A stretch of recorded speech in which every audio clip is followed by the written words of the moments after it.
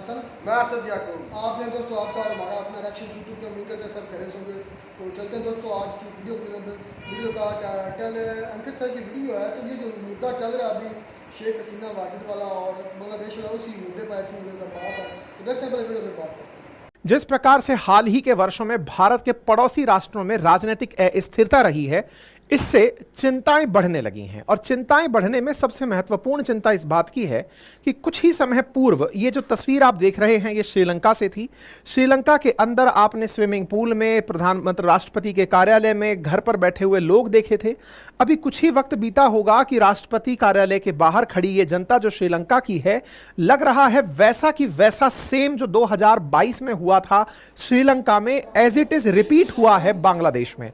Same इसी तरह से बांग्लादेश के प्रधानमंत्री के बेड पर बैठा हुआ यह व्यक्ति, यहां की चेयर्स पर आराम फरमाते हुए प्रदर्शनकारी, यहां के सामानों को चुरा कर ले जाते हुए ये लोग, ये दर्शाते हैं कि किस प्रकार से हमारे पड़ोसी मुल्क में पहले श्रीलंका और उसके बाद अब बांग्लादेश। ठीक ऐसे ही हालात कुछ समय पूर्व हमने पाकिस्तान में देखे थे जब सेना के खिलाफ जनता ने हमला बोल दिया था। ये सभी हालात जो आप यहां देख रहे हैं, सोचिए ये बांग्लादेश की संसद का नजारा है जहां प्रदर्शनकारी अंदर घुस करके सांसद होने की फीलिंग ले रहे हैं। ये सब एक बड़े विषय की तरफ ध्यान आकर्षित कर रहे हैं और वो ये है कि बांग्लादेश में जो घटित हुआ इसके पीछे कौन था, क्योंकि अल्टीमेटली बांग्लादेश की जनता को कोई ना कोई तो मोटिवेट कर ही रहा होगा। एक्सटर्नल फोर्स कौन थी? अब आपके दिमाग में एक प्रश्न आ सकता है, सर क्या इंटरनली कोई नहीं कर सकता क्या? बिल्कुल सही कह रहे हैं, इंटरनली भी कोई कर सकता है और इंटरनली भी दुनिया में बहुत सारी सत्ताएं बदली हैं। लेकिन बांग्लादेश लंबे समय से इस बात को हिंट कर रहा था। दो चीजें दुनिया के अंदर साफ थी। कल रात को जो मैंने सेशन किया था तब आपको बताया था कि चाइना का इसमें भला हो सकता है बांग्लादेश में सत्ता परिवर्तन में। लेकिन शेख हसीना ने मई के महीने में ही अपने द्वारा एक चेतावनी जारी करते हुए कहा था कि किसी सफेद आदमी को मेरा यहां होना पसंद नहीं है। और उस पर हमने सेशन भी किया था। मैंने बताया था कि बांग्लादेश को तोड़कर एक नया राष्ट्र बनाने की तैयारी कर रहा है अमेरिका। यह हमने सेशन किया था जब शेख हसीना के द्वारा इस प्रकार के आरोप लगाए गए थे। इसका मतलब यह हुआ कि बांग्लादेश की वर्तमान स्थिति कहीं ना कहीं आज के इस दौर तक पहुंचने में कोई ना कोई विदेशी ताकत में अमेरिकी ताकत होने पर निशाना किया जा रहा है। मैंने कल ही आपको बताया था, कल शाम को जब अंकित इंस्पायर इंडिया पर सेशन किया था, कि बांग्लादेश से शेख हसीना निकली हैं, इंडिया पहुंची हैं।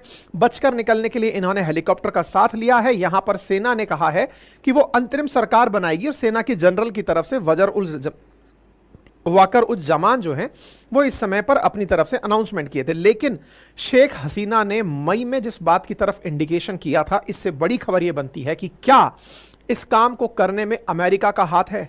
क्या अमेरिका ने बांग्लादेश में इस तरह से दंगे करवाए हैं? और सबसे इंपॉर्टेंट बात, बांग्लादेश में जो हुआ है भारत के लिए वो कितनी चिंता की बात है, इसी को ध्यान में रखते हुए आज का सेशन है। मेरे प्यारे साथियों, शेख हसीना कल जब हमने आपके सामने सेशन किया उस समय अपडेट दिया था, हिंडन एयरबेस पर उतरी।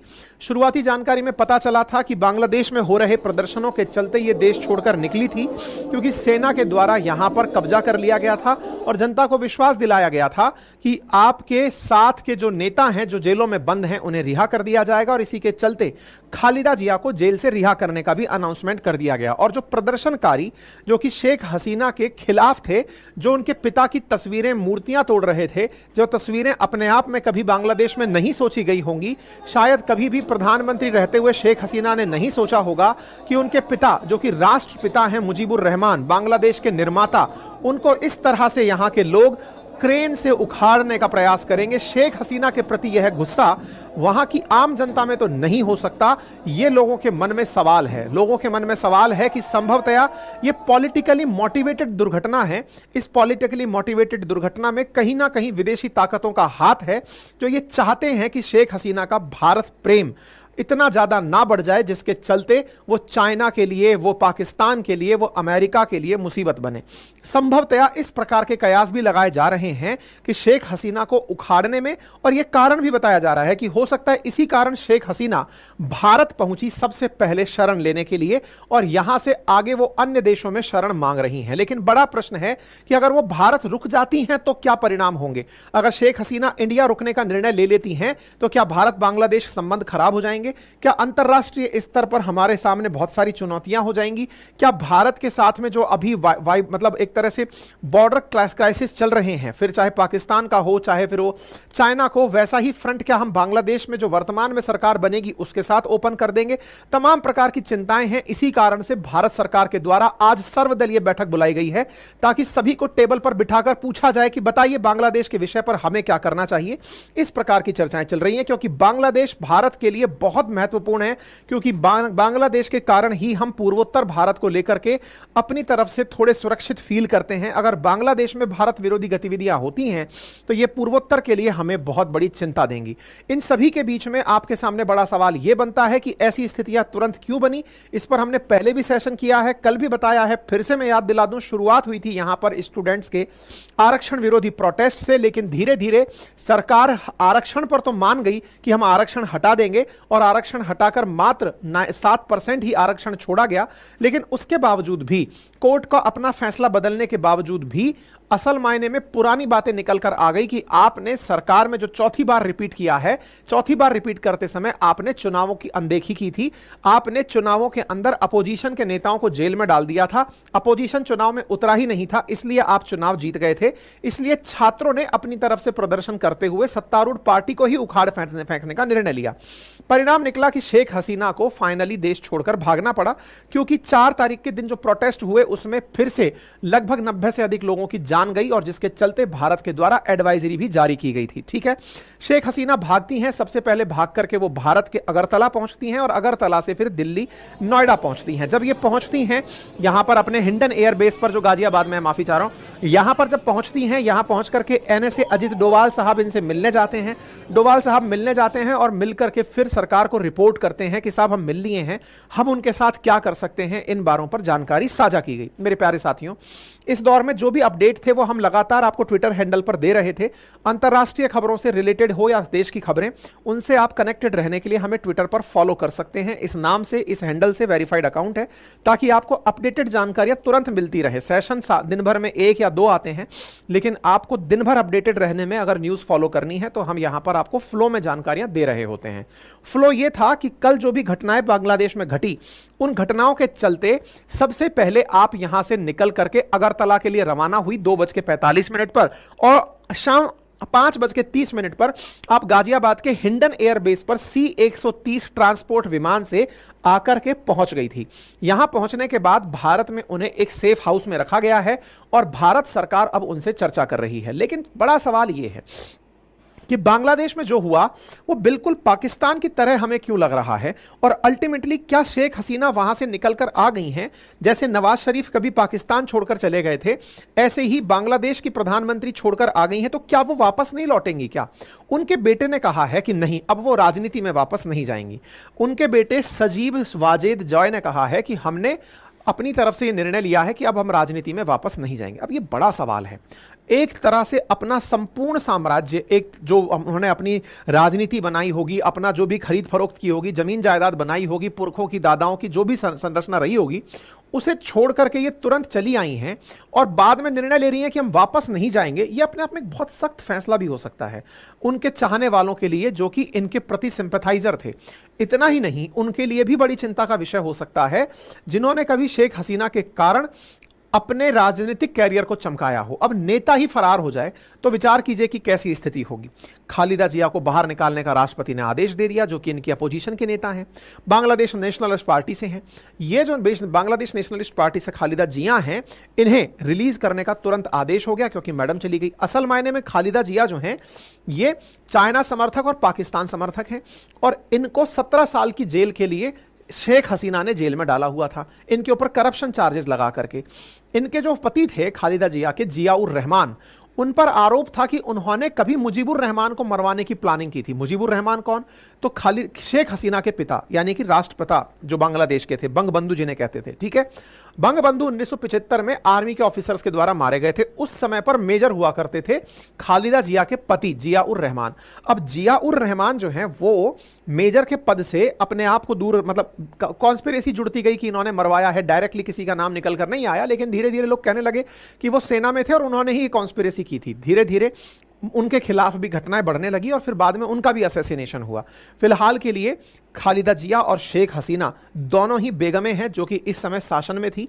खालिदा जिया जब शासन में होती हैं तो शेख हसीना का बुरा चल रहा होता है, जब शेख हसीना शासन में होती हैं तो खालिदा जिया का बुरा चल रहा होता है। अब से पहले तो ये माना ही जा रहा था कि खालिदा जिया फिर लौट कर नहीं आएंगे, लेकिन समय ने परिवर्तन लिया और ये जेल से रिहा होकर के वापस बाहर आ गई हैं। लेकिन ये बाहर आई हैं तो क्या ये भारत के लिए अच्छा है, ये इसलिए आपको जानने का विषय होना चाहिए क्योंकि इस पर जब मैंने 6 महीने पहले सेशन किया था ना, तब आपको बताया था कि बांग्लादेश में इन्हीं की पार्टी के नेतृत्व में भारत के खिलाफ इंडिया आउट कैंपेन चलाया गया था। मैंने इस पर सेशन किया था, उसमें आपको बताया था कि खालिदा जिया जो हैं, जो कि जिया उर रहमान की पत्नी हैं, उन्होंने ही भारत के खिलाफ इंडिया आउट कैंपेन चलाया था। उनकी ही टीम लीडर्स के द्वारा चलाया गया था। उन्होंने ही फैसले किए थे कि भारत की वजह से शेख हसीना सुरक्षित फील करती हैं, इंडिया से रिलेटेड जो भी काम है उन्हें बाहर करो। अब आप पूछोगे बांग्लादेश के लिए, भारत के लिए बांग्लादेश क्यों इतना महत्वपूर्ण है? हालांकि मैं बता चुका हूं कि पूर्वोत्तर भारत के लिए बहुत महत्वपूर्ण है। इसके अलावा भी अमेरिका के बाद अगर हम कहीं सेकंड सबसे ज्यादा एक्सपोर्ट करते हैं और उसके बाद पैसा कमाते हैं तो वो बांग्लादेश है। यानी ट्रेड सरप्लस में रहते हैं हम बांग्लादेश के साथ, अमेरिका के साथ ट्रेड सरप्लस में और बांग्लादेश के साथ ट्रेड सरप्लस में। ऐसे में इनके साथ ट्रेड सरप्लस में रह रहे हैं और ये कह रहे हैं कि हम आपके सामान का बायकॉट करेंगे और चाइनीज सामान मंगाएंगे। चाइनीज सामान आता है तो निश्चित ही बड़ा सवाल ये बनता है कि चाइना के लिए तो ये विन विन सिचुएशन है, क्योंकि हाल ही में मैंने आपको एक सेशन किया था जिसमें बताया था कि शेख हसीना ने चाइना के स्थान पर मोंगला पोर्ट भारत को दिया था, चाइना के स्थान पर तीस्ता का जो सर्वे होना था वो भारत को दिया था। ऐसे बहुत सारे भारत हितैषी फैसले लिए थे जिसके चलते बांग्लादेश की जनता को लगने लगा कि ये तो भारत सरकार का एक्सटेंडेड आर्म है, यानी भारत सरकार ही इन्हें चला रही है। इसका मतलब ये हुआ कि बांग्लादेश की जनता शेख हसीना मतलब भारत मानती है कि ये ही इनके द्वारा ही इन्हें चलाया जा रहा है। अब बड़ा सवाल ये बनता है कि दुनिया की जो सो कॉल्ड 2 सुपर पावर हैं वो इस मामले में क्या सोचती हैं। तो देखिए, दुनिया में इस समय एक सुर्खी चल रही है और वो ये है कि चाइना ने जो किया होगा वो तो डायरेक्ट दिख रहा है, लेकिन इनडायरेक्टली जिसका सबसे बड़ा हाथ है ना, वो हाथ निकल कर आता है अमेरिका का। ऐसा क्यों? इसके ऊपर मैंने आप लोगों को कुछ समय पूर्व सेशन किए थे। मैंने आपको चाइना के बारे में जो सेशन किए वो तो जानकारी दे ही रखी है। असल में अमेरिका के बारे में भी मैंने एक सेशन किया था आप लोगों के सामने, जिसमें मैंने ये जानकारी दी थी कि हो सकता है कि इस घटना के पीछे अमेरिका हो। अब आप पूछेंगे ऐसा क्यों? असल मायने में ऐसा इसलिए क्योंकि जैसे ही ये सत्ता परिवर्तन हुआ तुरंत इसके बाद सुर्खी आती है। आप इधर देखिएगा, 5 अगस्त की खबर है। अमेरिका का मैसेज क्या आता है? अमेरिका का मैसेज आता है, we welcome the announcement of अंतरिम गवर्नमेंट।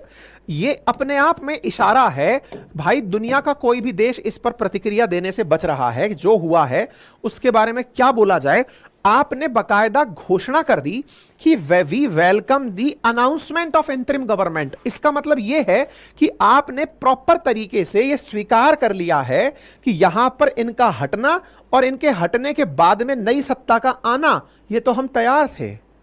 यानी दुनिया के लिए सरप्राइज था, आपके लिए और मेरे लिए सरप्राइज था कि यह क्या हुआ। ये सरप्राइजिंग एलिमेंट इनके लिए बड़ा नॉर्मल था, न्यू नॉर्मल था। इन्होंने स्वागत तत्काल प्रभाव से कर दिया। यार इतना जल्दी तो समझ ही नहीं पाया। इसके साथ साथ बांग्लादेश लॉ और इसमें लिखा कि आगे आने वाली समय में जो ट्रांजिशन हो वो बांग्लादेश के कानून के हिसाब से हो। इस बात को सुनते ही दिमाग के पत्ते लोगों के खुलने लगे कि इसका मतलब भाई साहब मामला गड़बड़ है। आप और हम बेचारे चाइना को दोष दे रहे हैं, चाइना वालों ने ऐसा किया होगा। खेला यहां कोई और खेल रहा था और इस खेले के बारे में पहले भी शेख हसीना ने इन्फॉर्म किया था। क्यों? क्योंकि असल में शेख हसीना सरकार को अमेरिका पसंद नहीं करता है। उसके बारे में तमाम खबरें हैं। आप देखिए, अमेरिका ने शेख हसीना पर पहले भी प्रतिबंधों का धमकी दी थी। कहा था कि तुम्हारे ऊपर प्रतिबंध लगा देंगे, तुम्हारे कपड़े हम नहीं आने देंगे, तुम्हारे पैसे को हम नहीं निकलने देंगे। शेख हसीना पर बांग्लादेश ने तमाम प्रकार के सैंक्शंस लादने का हमेशा डर दिया था। और मैं आपको बताऊं, शेख हसीना थोड़ा सा रशिया और भारत के संपर्क में थी। ऐसे में रशिया का जो तेल था ना, वो भारत के माध्यम से बांग्लादेश पहुंचा था। इस पर भी अमेरिका ने अपनी तरफ से आपत्ति दर्ज कराई थी। ऐसे में रूस ने ये क्लेम किया था, जब चुनाव होने वाले थे इनके शेख हसीना के, उस समय पर रशिया ने कहा था कि इन चुनावों को अमेरिका प्रभावित कर सकता है। अमेरिका प्रभावित कर सकता है। शेख हसीना ने समझदारी दिखाते हुए क्या किया?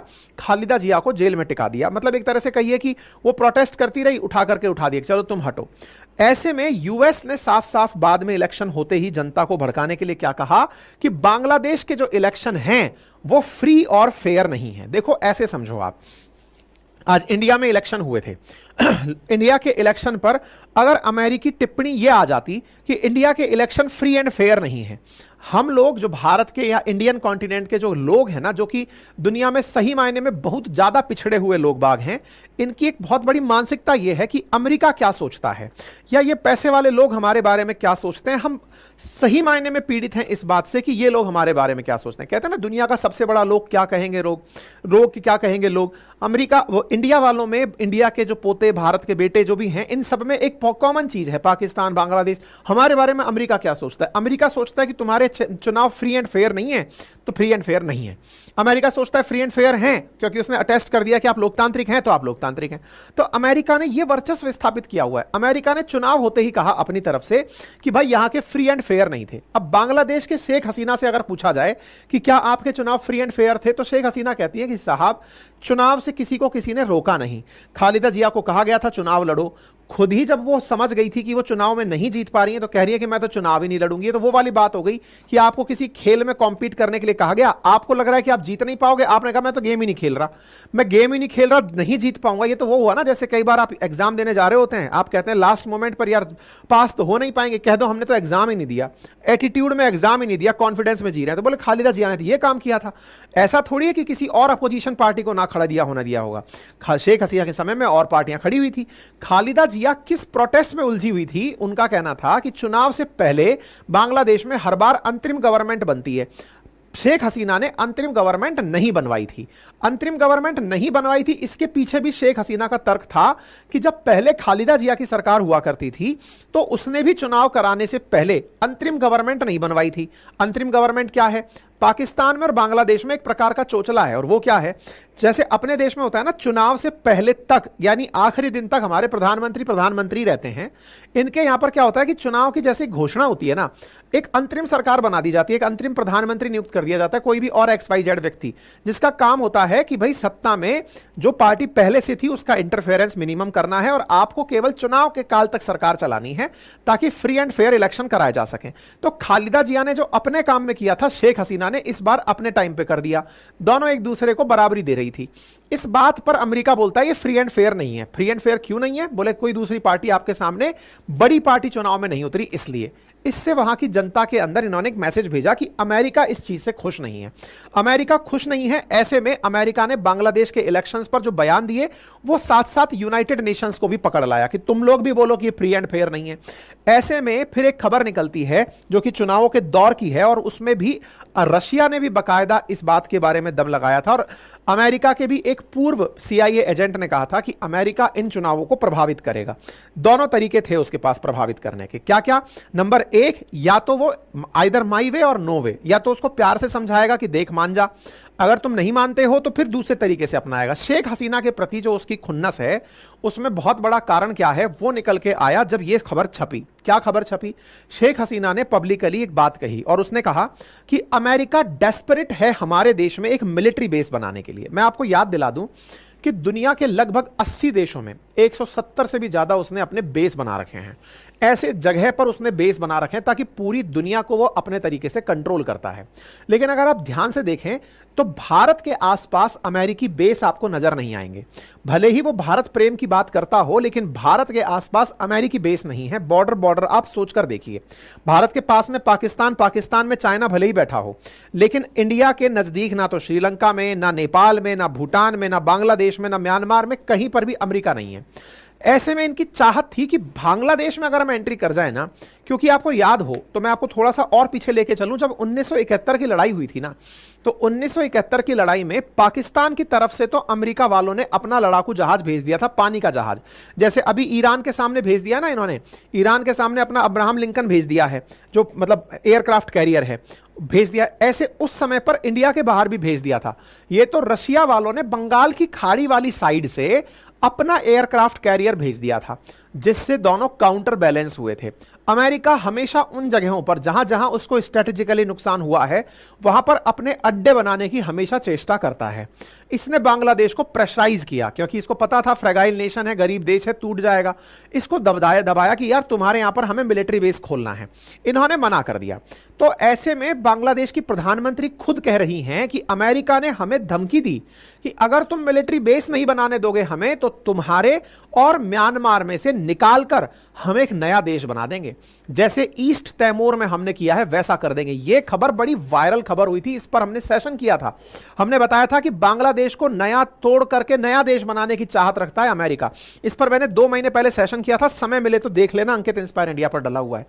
इसका मतलब यह हुआ कि अमेरिका ना तो रूस के तेल से खुश था जो बांग्लादेश को मिल रहा था वाया भारत, और भारत को कंट्रोल करने के लिए, भारत का वो कितना भी बड़ा मित्र क्यों ना हो, लेकिन वो मित्रों को ही कंट्रोल करता है। नाटो नाम की उसने भले ही पूरी टीम बना रखी हो, लेकिन उन नाटो की टीम को ही वो कंट्रोल करने के लिए जाना जाता है। वो किसी ना किसी प्रकार से पकड़ के चलता है। ऐसे में इसने अपनी तरफ से साफ साफ कह दिया कि बांग्लादेश को तोड़कर हम नया देश बनाएंगे, और कार्व आउट करने के लिए कि भाई ये चीजें हम निकाल करके इसको बनाएंगे। अब ये चीज बड़ी खबर है। अब जब ये बड़ी खबर है तो शेख हसीना ने इसके बारे में मई में ही खबर दे दी थी कि मेरे साथ में धमकीबाजी चल रही है, बहुत सारे वेस्टर्न नेशंस मेरे ऊपर प्रेशर डाल रहे हैं और कहा जा रहा है कि ऐसा काम कर दिया जाएगा। इस पर शेख हसीना ने पर्टिकुलरली अमेरिका का नाम तो नहीं लिया था। उसने कहा, शेख हसीना ने कहा था कि did not name the nationality of that white man. White man के बारे में उन्होंने कहा, a white man offered her a hassle-free re-election in 7 January poll provided she allowed a foreign country to establish an air base in Bangladesh territory। तुम्हारे यहां पर हम चुनाव आसानी से हो जाने देंगे यदि तुम हमें यहां पर एक एयर बेस बनाने देती हो। अब चूंकि इन्होंने एयर बेस बनाने की परमिशन नहीं दी, ऐसे में अमेरिका के द्वारा यहां पर प्रोटेस्ट को शुरुआत दे दी गई। आप में से बहुत सारे लोगों, जो इनोसेंट लोग हैं ना, वो कहेंगे सर कुछ भी, मतलब कुछ भी कॉन्स्पिरेसी चल रही है क्या। मैं केवल आपसे एक छोटा सा सवाल पूछ लेता हूं। आज आपको अगर यह कहा जाए कि जाइए और मैदान में खड़े हो जाइए, गोली खाइए, एक बार के लिए आपके हित टकराएंगे तो आप संभवतः चले भी जाएंगे कि नहीं साहब मैं राष्ट्र प्रेमी हूं। आपके पास गन कहां से आ जाएगी, आपके पास वेपन्स कहां से आ जाएंगे, आपके पास इतनी बड़ी भीड़ को मोबिलाइज करने का पैसा कहां से आ जाएगा।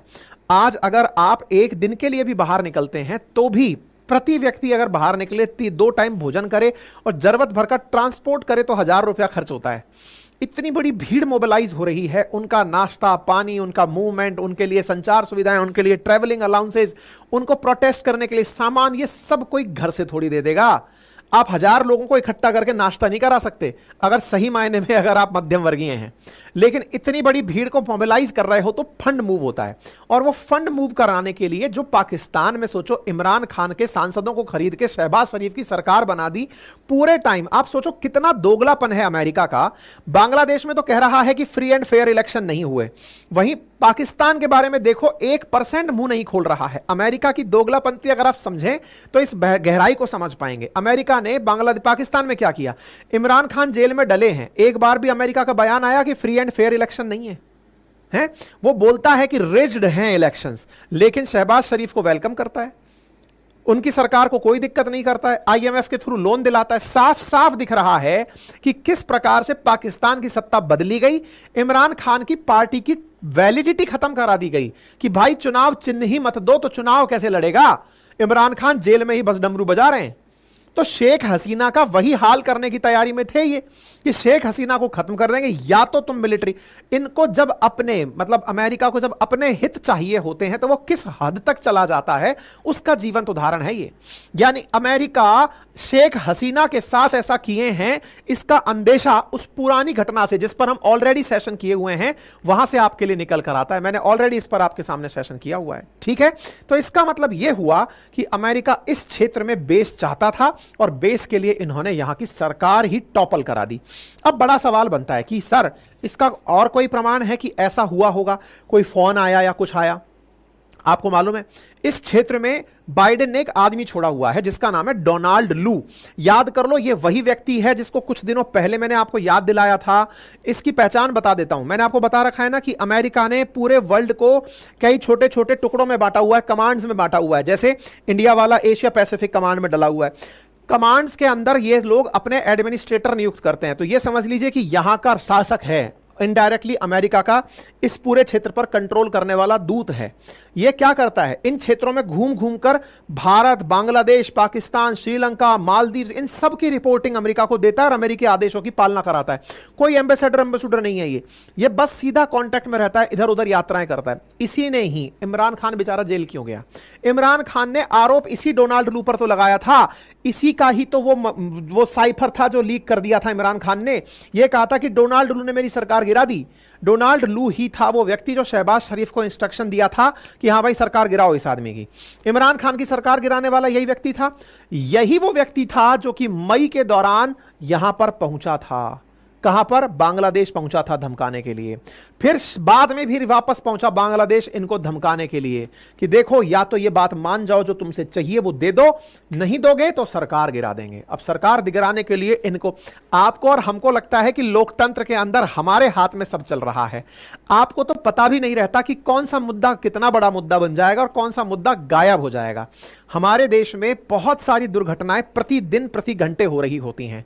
कोई घटना तो पूरे टाइम सुर्खी बनी होती है और कई बड़ी बड़ी घटनाएं एक 5 मिनट का अटेंशन नहीं पाती कि उसके ऊपर कोई खबर भी आ जाए या उसके ऊपर कोई मसला भी हो जाए। खबर को बड़ा बनाने का जो प्रक्रम है वो पैसे से चलता है। पैसे से ही वो खबर बड़े बड़े मीडिया हाउसेज में, बड़े बड़े लॉयर्स के पास, कोर्ट्स के पास, राजनेताओं के पास घूमती हैं, जैसा आप फिल्मों में देखते हैं। लू ने यही खेला खेला बांग्लादेश के अंदर। बांग्लादेश में इस प्रकार से इस घटना को इतना बड़ा बनाया गया कि सत्ता परिवर्तन होने तक पहुंच गया। यह बात किसी से छिपी नहीं है कि अमेरिका के हित जितने हावी होते हैं वो उस देश के साथ उतना बुरा कर सकता है। और इसका प्रमाण किससे निकला? जब ये तुरंत बोले कि वेलकम रहेगा मैडम, यानी कि सत्ता परिवर्तन का हम स्वागत करते हैं।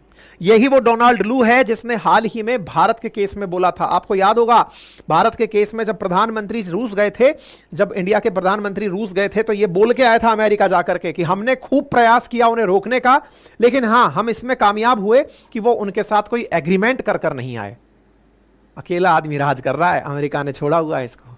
साम दाम दंड भेद सब अलाउड है इसको, हल्की चीज नहीं है। यही है वो आदमी जो खेला खेल रहा था, ठीक है। इसी कारण से इस पूरी घटना पर शेख हसीना के सत्ता परिवर्तन पर इन्होंने अपनी तरफ से क्या कहा कि हम मॉनिटर कर रहे हैं और हम वेलकम करते हैं वहां पर अंतरिम सरकार बनने का। अब बड़ा सवाल यह है कि शेख हसीना इंडिया आई, इसका क्या मतलब निकालें? देखो, शेख हसीना पहले भी इंडिया आई थी जब इनके फादर को असैसिनेट किया गया था 1975 में। जब शेख हसीना बहुत छोटी थी, मुजीबुर रहमान ने जिस समय सत्ता बनाई थी, मुजीबुर रहमान जब बांग्लादेश को आज़ाद करवाए तो सेना ने उनके खिलाफ कॉन्स्पिरेसी करके उनको मार दिया तो ये डर के मारे भारत आई थी। तब इंदिरा जी ने इनको संरक्षण दिया था। तो इनका भारत के प्रति जो सॉफ्ट कॉर्नर है ये जग जाहिर है, भारत के प्रति सॉफ्ट कॉर्नर जग जाहिर है। लेकिन यूनाइटेड नेशंस जैसी जो संस्थाएं हैं जो अमेरिका के कहने पर चलती हैं, वो केवल और केवल मूक दर्शक बनी हुई अक्सर ऐसी घटनाओं पर रहती हैं जब किसी देश की चुनी हुई सरकार को कुछ उपद्रवियों द्वारा उखाड़ कर फेंकने की हिमाकत की जाती है। तो बहुत सारी एजेंसीज केवल अपने हितों की पालना में रहती हैं।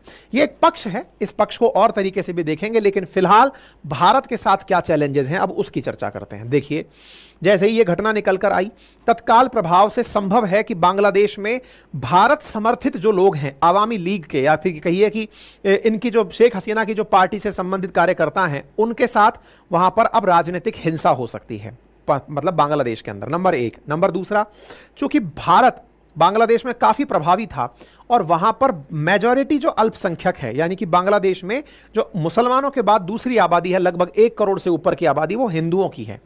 ऐसे में वहां पर हिंदुओं के साथ बहुत ज्यादती हो सकती है। बांग्लादेश में 2 लोग, आवामी लीग के लोग और हिंदू, इन दोनों के साथ बहुत बड़ी राजनीतिक हिंसा और बहुत बड़ा मैसेकर हो सकता है। ऐसे में यह बड़ी संभावना है कि बड़ी संख्या में लोग माइग्रेट करके इंडिया चले आएं, या ऐसा संभव है कि भारत के जो संसाधन हैं उनको नुकसान पहुंचाया जाए। इसके चलते भारत ने जो रेलवे कनेक्टिविटी है वो कुछ दिन के लिए बांग्लादेश से होल्ड कर दी है। बॉर्डर जो साझा करता है बांग्लादेश के साथ, वहां पर चेकिंग बढ़ा दी है, फोर्सेस तैनात कर दी हैं, ताकि बॉर्डर सिक्योरिटी फोर्सेस जो बीएसएफ यहां पर खड़ी रहती है उसको आगाह कर दिया है कि कोई भी ऐसी घटना हो तो उस पर ध्यान रखना है। बीएसएफ प्रॉपर प्रकार से इसकी मॉनिटरिंग कर रही है। और भारत के प्रधानमंत्री ने एनएसए के साथ कल इस बात पर मीटिंग की और अपनी कैबिनेट कमेटी को बुलाया कि भाई बताओ क्या चलना चाहिए। कैबिनेट कमेटी ऑफ सिक्योरिटी, जिसमें कि भारत के 4 बड़े मंत्री बैठकर के प्रधानमंत्री से चर्चा करते हैं, उन्हें बुलाया और सर्वदलीय बैठक को आमंत्रित किया कि भाई शेख हसीना का क्या करें जो इंडिया आ गई हैं। ऐसे में सभी पार्टियों को बुलाकर उनसे यह डिसीजन लेना कि शेख हसीना के केस में उन्हें राजनीतिक संरक्षण देना चाहिए या फिर कहीं उन्हें आगे जाने देना चाहिए, यह भारत के लिए बड़ी चुनौती हो सकता है। अब ऐसे में भारत के लिए जो मेजर टेक अवेज हैं इस घटना से, जो हमें सीखने वाली बात है और भविष्य की जो चिंता है उसकी भी चर्चा कर लीजिए। देखिए, सबसे पहली बात जो भारत को सीखनी चाहिए वो क्या है कि यहां पर जो घटना घटी है जिसके चलते बांग्लादेश में सिचुएशन बिगड़ी है, उसके पीछे का बड़ा कारण क्या है कि बांग्लादेश के अंदर 2008 के इलेक्शन से 24 तक लगातार शेख हसीना सत्ता में बैठी हुई थी। इन्होंने बहुत सारे अनपॉपुलर काम ऐसे किए जिसमें से यूथ जो था, जो सड़कों पर उतर के आया, उसके साथ में ट्रीटमेंट जो था वो बड़ा ही गलत तरीके से किया। उनके इंटरनेट को बंद कर देना, उनके ऊपर दंड का प्रयोग करना, यूथ के ऊपर गोली चलवा देना, यह दर्शाता है कि अगर किसी देश में लोकतांत्रिक प्रदर्शन हो रहे हैं तो सरकारों को उसके प्रति किस प्रकार से ट्रीटमेंट करना चाहिए। भारत को आगे से इस लेसन से खुद पर एक समझ विकसित करनी चाहिए कि एक बड़ी संख्या को जब ट्रीटमेंट दिया जा रहा हो तो कैसे ट्रीटमेंट देना है, नंबर 1। दूसरा बड़ा टेकमेंट है वो क्या है कि अगर ये यहां से निकलकर बाहर आई हैं तो बांग्लादेश के बाहर आने से अब भारत के बांग्लादेश के साथ कैसे रिश्ते रहेंगे, क्योंकि कई प्रोजेक्ट ऐसे हैं जो बांग्लादेश में ऑलरेडी भारत की तरफ से चल रहे हैं। ये अच्छी मित्र थी हमारी तो प्रोजेक्ट बढ़िया से चला रही थी लेकिन इनके आने के बाद जो नई सत्ता बनेगी वो भारत के समर्थन में रहेगी या नहीं रहेगी, स्पेशली तब जब भाई शेख हसीना तो आज हैं, कल हैं, ना हो पता नहीं, लेकिन बांग्लादेश तो जहां है वहीं रहेगा। ऐसे में भारत को आवश्यकता है कि वो नेचुरल सपोर्टिव तरीके से शेख हसीना का भी रहे, लेकिन उनके जो अन्य देश के अंदर रह गए लोग हैं उनका भी ख्याल रखे, क्योंकि बांग्लादेश को आप शिफ्ट नहीं कर बोले सब कुछ चेंज कर सकते हो, आप पड़ोसी चेंज नहीं कर सकते। ऐसे में भारत बांग्लादेश के आंतरिक मामलों में कितना केयरफुली हैंडल करें मामले को, यह देखना होगा, क्योंकि एक तरफ से भारत पर आरोप यह लग रहा है कि भारत ने शेख हसीना के निर्वाचन में सहयोग किया था, 4th टाइम इलेक्शन। और भारत का लालच क्या था भाई, चाहे 2008 के बाद से जब यह सत्ता में आई, चाहे उस समय यूपीए गवर्नमेंट रही हो चाहे एनडीए गवर्नमेंट रही हो, भारत हमेशा से सॉफ्ट कॉर्नर रखा है शेख मुजीबुर रहमान के परिवार के साथ, क्योंकि भारत नहीं बनाया है। ऐसे में अगर शेख हसीना सत्ता से जाती हैं तो यह भारत के लिए हमेशा चिंता, क्योंकि फिर तो वो वास्तविकता में पाकिस्तानी है। खालिदा जिया जो हैं वो पाकिस्तान सिंपैथाइजर हैं, चाइना सपोर्टर हैं, तो भारत के लिए बड़ी चुनौती है, क्योंकि हो सकता है आने वाले समय में बहुत सी की स्ट्रेटेजिक पोजीशंस को खालिदा जिया चाइना को उठाकर पकड़ा दें कि साहब यहां पर आप बैठो, अब शेख हसीना तो है नहीं, दूसरा नेता कौन निकल के आएगा पता नहीं। ऐसे में क्या स्ट्रेटेजिक इंपॉर्टेंस रहेंगे, ये बहुत इंपॉर्टेंट बात हो जाती है। इसीलिए आवश्यकता है कि भारत जो है वो प्रॉपर तरीके से इस बात पर प्रयास करे कि कैसे इनसे निपटा जाना चाहिए, ठीक है ना। भारत को प्रयास करना चाहिए कि अब कौन वहां पर नई सत्ता में आए, उसके लिए भारत किस प्रकार से अपना इंटरफेरेंस बांग्लादेश में देखता है। भारत को अपने आप को मूक दर्शक बना के नहीं बैठना चाहिए, भारत को चाहिए कि वो आंतरिक मसलों पर पूरी पकड़ बना करके चले, ठीक है ना। ऐसे में अब ये बहुत बड़ा इंपॉर्टेंट है कि जो बांग्लादेश में वर्तमान में बैठे हुए आर्मी चीफ हैं वो कौन सी करवट लेते हैं, उनके साथ में भारत के क्या संबंध हैं, ये तमाम बातें हैं जिससे भारत और बांग्लादेश का भविष्य तय होगा। अमेरिका को जो करना था वो कर दिया, अब बारी भारत की है, क्योंकि पड़ोस भारत का है। भारत पर ही नियंत्रण करने के लिए अमेरिका ऐसी चाल चल रहा था, तो भारत को सतर्क रहने की आवश्यकता है कि हमारे देश के लोग इस बात को भी समझें कि जो हिंदू बांग्लादेश में रह रहे हैं उनके साथ राजनीतिक हिंसा ना हो, क्योंकि डर है जीनोसाइड ऑफ हिंदू का। इसलिए कहा जा रहा है कि बांग्लादेश में हिंदुओं के साथ अत्याचार होने शुरू हो चुके हैं, बड़ी संख्या चल रही है। चूंकि ये खबर के बारे में सत्यता हम प्रकाशित नहीं, हमको नहीं पता है कि क्या सत्य क्या नहीं है। जो अखबारों में वो ये है कि बांग्लादेश के अंदर अब टारगेट किलिंग चल रही है, अल्पसंख्यक हिंदुओं को टारगेट किया जा रहा है। अगर हिंदुओं की संख्या की बात की जाए तो 91% जनसंख्या यहां मुसलमानों की है, जिसमें मेजॉरिटी सुन्नी मुसलमान हैं और बड़ी संख्या में फिर यहां पर हिंदू और उसके बाद बौद्ध और ईसाई धर्म मानने वाले लोग आते हैं। देश की आबादी से अगर हम बात करें तो जहां जब ये आजाद हुए थे उस समय 76% मुसलमान हुआ करते थे, आज ये 91% मुसलमान हैं, यानी कि इनकी आबादी का बड़ा हिस्सा परिवर्तित करके, धर्म परिवर्तित करके मुसलमान बन चुका है। ऐसे में आवश्यकता है कि भारत यहां पर रह रहे 1.31 करोड़ जनसंख्या के जो हिंदू हैं इनकी हिफाजत का क्या प्रयास करता है, 10 लाख बौद्ध के लिए, 4.95 लाख ईसाइयों के लिए क्या प्रयास करता है। यह बड़ी बात भारत के लिए है, क्योंकि भारत ने ऑलरेडी इंडिया में सिटीजनशिप अमेंडमेंट एक्ट लगाया हुआ है, जिसके चलते गैर मुस्लिम अगर इंडिया आते हैं तो क्या भारत उन्हें अपने यहां पर नागरिकता देता है। अभी तमाम प्रकार की कवायदें हैं, ये चलना बाकी हैं। उम्मीद है आप सभी साथियों को यह जानकारी समझ में आई होगी। अगर जानकारी समझ में आई है तो साथियों से जरूर साझा करें। आप इस विषय पर क्या सोचते हैं? तो जी दोस्तों, वीडियो होगी खत्म। पहली बात तो ये है कि मैं भी ये मानता हूँ, ये वाकई में कॉन्स्पिरेसी थ्योरी नहीं है कि अमेरिका ने इसकी तख्ता पलटा। इसमें कोई, आप देखें जो अंकित सर ने अमेरिकन जो है प्राइम मिनिस्टर या जो भी सिक्योरिटी जो भी उनका मिनिस्टर का एक बयान चलाया है कि वी वेलकम इंटर्न गवर्नर, तो ये साफ वाज़े इंडिकेशन है कि अमेरिका ने मतलब ये तख्ता पलटा। क्यों? ये बात भी सच है। अंकित सर ने जितने ये एनालाइज की ना, चीज़ें एनालिसिस किया, ये बात बिल्कुल मुझे भी ऐसा लगता है, क्योंकि इंडिया इस वक्त दुनिया की सबसे तेज़ नंबर 1 पर ग्रोइंग इकॉनमी है। और इंडिया जब चाहता है, अमेरिका को बात जब लगता है कि अब अमेरिका की बात मान लेनी चाहिए, हमारी आवाम के फ़ायदे में है, तो इंडिया मान लेता है। जब लगता है हमारे इंडिया को कि अमेरिका की बात हमारी आवाम के फ़ायदे में नहीं है, तो वो नहीं मानता है। इसकी सबसे बड़ी एग्जांपल रशिया है, रशिया से आई लेना। तो इस वजह से उनको बेस चाहिए थी। मैं इस चीज़ से बिल्कुल इत्तेफाक करता हूँ। उनको कंट्रोल करना था अपना इंडिया को, जिस तरह डुगडुगी बजाते ना पाकिस्तान की आर्मी के हाथ की है, इंडिया की आर्मी ऐसी नहीं है। उनकी डुगडुगी बजाते हैं तो जो जौन सी मर्जी उनके दिल में आता है वो गवर्नमेंट ले आते हैं, फिर नहीं अच्छा लगता बंदा फिर उतार देते हैं। ये एक करतब जो है ना हमारे पाकिस्तान के अंदर बंदर वाला करतब, वो कर रहे हैं। और उनको लगता है कि इंडिया के साथ भी ऐसा होना चाहिए। जब भाई आपको क्या लगता है? ये बातें मुझे तो सही लगती है। हर बंदे की अपनी सोच है, मैं हकीकत कहता हूँ, हर बंदे की अपनी सोच है। इस इंसान की अपनी सोच है, इसमें वीडियो बनाई, अपनी रुखसार भाई की अपना अपनी सोच है। मैं से एक और एंगल से देखता हूँ। मैंने जब से ये खबर आनी शुरू हुई है, मेरा इसी में मतलब फोकस है। और मैं बांग्लादेश के अंदर जो ब्लॉगर है उनकी वीडियोस देख रहा हूँ, जो इंडिया वाले ब्लॉगर बना रहे हैं वीडियो वो देख रहा हूँ, पाकिस्तान में जो हो रहा है वो भी मैं देख रहा हूँ, खबरों में जो चल रहा है। इसमें 2-3 चीज़ें बताने के लायक हैं जो मेरा ख्याल में मेरे रुखसार को नहीं पता। ये प्रोटेस्ट जो शुरू हुआ था ना स्टूडेंट्स का, आवाम का प्रोटेस्ट नहीं था शुरू से, ये स्टूडेंट का था। क्यों? वो उनका एक मुतालबा था कि जिन लोगों ने सन 1971 में इस मुल्क को बनाने में हिस्सा लिया था, आर्मी के लोगों ने, उनके लिए 30% कोटा मेरे भाई मुख्तस किया गया था कि उनकी औलाद जॉब उनको मिलेंगे। अच्छा, वो कहती हैं कि 30% तो वो चला गया, जो 20% है मेरे भाई वो करप्शन में जाता है, वो वैसे सरकारी अफसर अपने पास रखे होते हैं। बाकी बचता है 50%। 50% में से मेरे भाई मेरिट पर जाते हैं 15 से 20% लोग जाते हैं। जो पीछे बचते हैं वो भी करप्ट लोग, जो वो उनका कहना है कि जो तरक्की आम दुनिया को नज़र आ रही है कि ये तरक्की हो रही है, ये पैसा बढ़ रहा है, ये फैक्ट्रियाँ लग रही हैं, फलां ये ढिगाम, तो करप्शन हमारे मुल्क में इतनी है जैसे पानी बहता है समंदर की तरह। उसके उनका सबको वो सारा फ़ायदा शेख हसीना और उसकी जो पार्टी के इर्द गिर्द के लोग नहीं, ओवरऑल बांग्लादेश की जीडीपी तो बहुत ज़्यादा थी, पाकिस्तान से काफ़ी ज़्यादा। मैं वही बात कर रहा हूँ ना, मैं भी इस बात पर हैरान था जब उसके बांग्लादेश के अपने ब्लॉगर ने ये बात बताई ना, उसने पूरी तफसील दी। उसने कहा कि इसका आम आवाम को कोई मतलब का नहीं फ़र्क पड़ रहा। आम आवाम जैसे पाकिस्तान में गरीब से गरीब होती जा रही है, वैसे ही यहाँ पर हो रही है।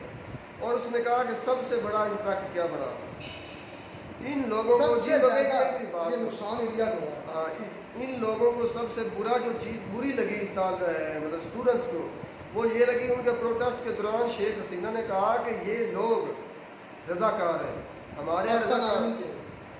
एक मिनट मेरी बात सुन, हमारे यहाँ रजाकार एक आम सा लफ्ज़ बोला जाता है, इतना गुस्सा नहीं मैंने बात ले इस बात को, लेकिन बांग्लादेश में रजाकार उसको कहते हैं जिन लोगों ने सन 1971 में पाकिस्तान आर्मी का साथ दिया था।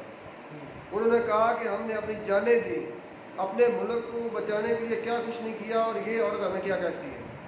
वो वीडियो क्लिप उन्होंने पूरे बांग्लादेश में चलाया मेरे पर, और उससे जो प्रोटेस्ट शुरू हुआ वो समंदर की शक्ल इख्तियार करता गया था। सिविल नाफरमानी में और उसके बाद जो आम आवाम थी वो भी शामिल होती चली गई मेरे भाई। असल में इस शेख हसीना को उतरना सबसे ज़्यादा नुकसान इंडिया को, सबसे ज़्यादा, क्योंकि ये बहुत प्रो इंडियन थी। हाँ, और इंडियन भाई की मैंने एक ना व्लॉगर की वीडियो देख रहा था, वो कह रहा था कि जो चाइना को प्रोजेक्ट्स मिलने थे ना मेरे भाई, वो शेख हसीना ने इंडिया को दिए।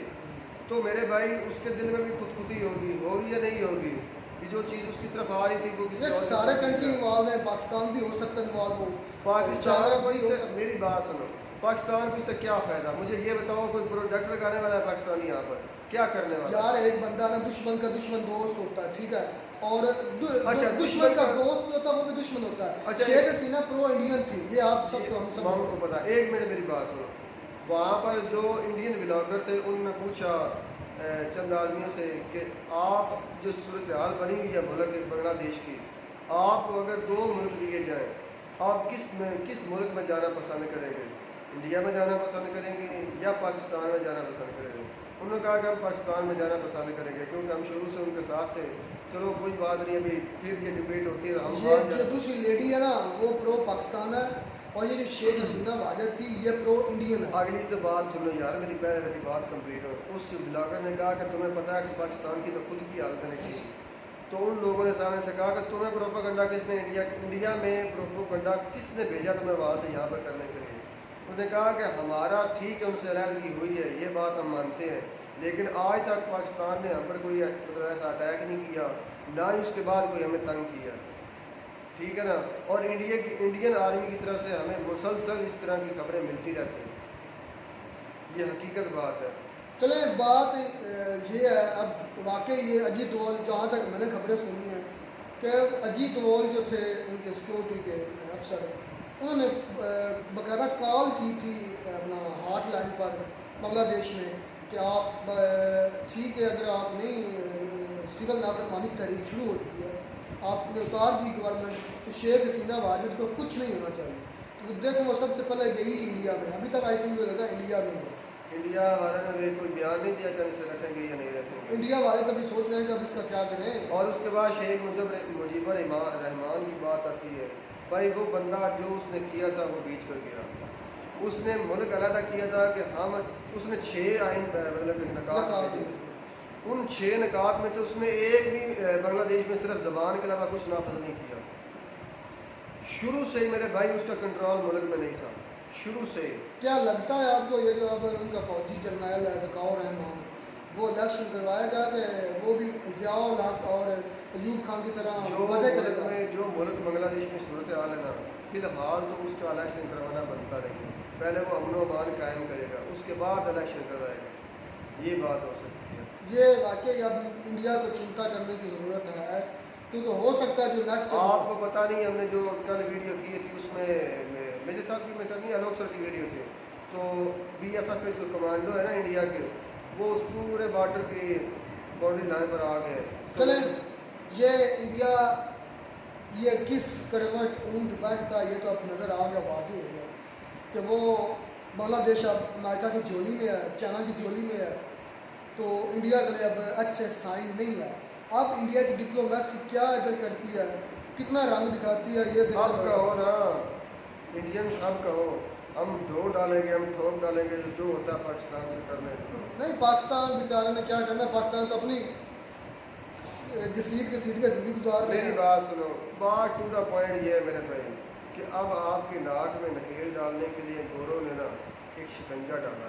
चले देखते हैं इसका इम्पैक्ट क्या पड़ता है। इंडिया पर बहुत इम्पैक्ट होगा, ये सच है। जो अंकित भाई ने बातें की हैं ये बातें गलत नहीं है, मुझे भी एनालिसिस करें ना। जैसे आप हमें कहते हैं ना वो खेल लो जो खेलना है, वैसे मैं उनकी तरफ से कहता हूँ जो अमेरिका को खेलना हो खेलो। चलें देखते हैं अब ये क्या सीन होते हैं अब आने वाले चंद सालों में।